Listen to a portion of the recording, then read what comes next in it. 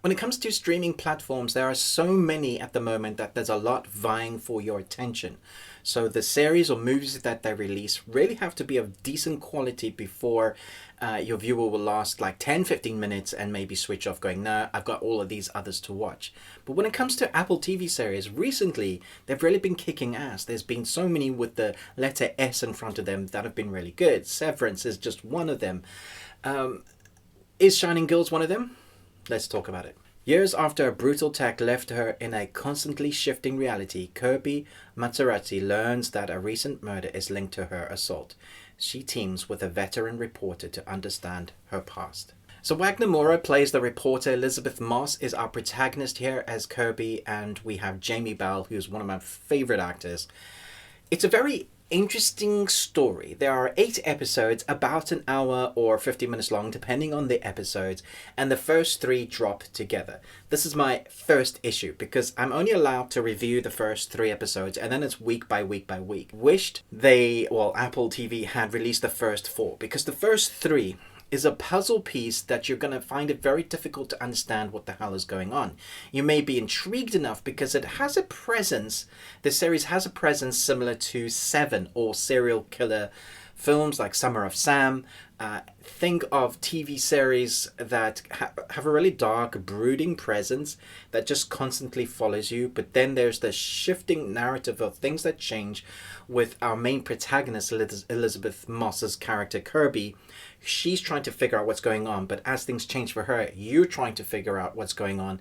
And every time you seem to get a little handle on things, you get to the next episode and you're like, damn it. There was a similar, not a similar series, but a similar in changing that you never understand what's going on from series. The series is called From. And as I was watching the first 3 episodes, my heart sank a little because I was like, I really hope they know what they're doing.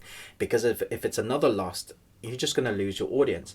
And I think a lot of people may teeter off within the first 3 and go, I don't want to come back, because if they're not giving you any answers, any explanation as to what the hell is going on with this series, with the story, then why should I come back? If they don't actually know, if they're just going to keep me guessing. However, the 4th episode in this series does shine a light on quite a bit of the storyline, all the answers that you kind of wanted to know. Doesn't give you nearly anything. In fact, I would say 6 and 7 is really where it's at. 5 kind of pieces together your understanding really of how the characters got there, but 4 is the next episode that's going to keep you coming back. Elisabeth Moss playing the character Kirby, who has a fractured mindset because of what's going on. She's literally has a fractured reality. Plays this very kind of close to the chest. She has these emotional turmoil that's on her face most of the time. She feels like, well, her character seems like she feels like she wants to say things, but she kind of never does because she doesn't know what reality is. She doesn't know who to trust. And I was constantly placing myself in the zone of like what she would go through. How would I handle that? Imagine facing a reality where you wake up or suddenly something shifts in your reality and the door that you know to be your house door is not your door. I don't know how you would handle it. I think you would go mad very quickly. And it does seem like she starts to unravel. And that's a nice little kind of twist on the sort of serial killer story that we've had. And then it's a puzzle piece, like you are also a journalist with the journalist figuring it out. So you have these 2 threads that intertwine really nicely to make a story that keeps you on your edge and also has this science fiction edge to it. So you're kind of wondering, but how does this person get away with it all the time? And Jamie Bell plays a character that I knew he would play really well, which is Sinister.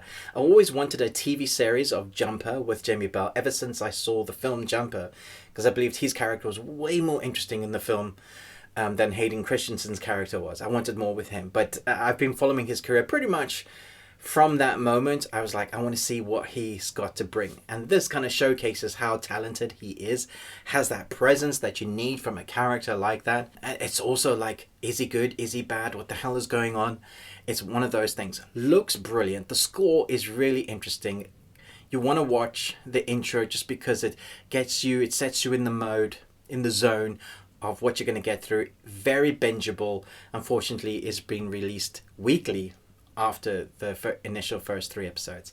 I would say definitely stick this on your list, even if the first 3 episodes haven't hooked you completely, because I think episode 4 will, and then you'll want to watch the rest. Very entertaining, much worth your time. loving what Apple are releasing at the moment. Thanks so much for watching this.